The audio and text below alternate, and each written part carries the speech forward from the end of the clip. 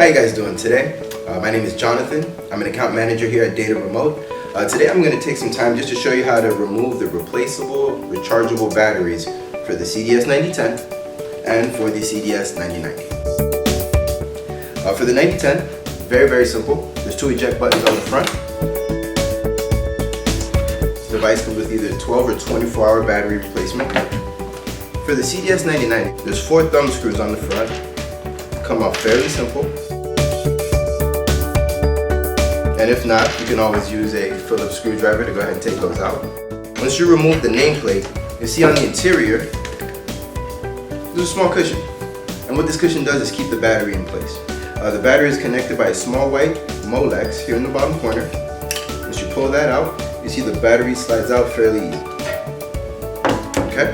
Once you've done this, you can then go ahead and slide in your new battery.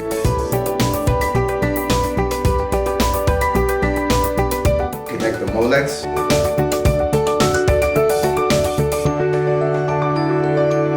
Put back on your faceplate and the cushion.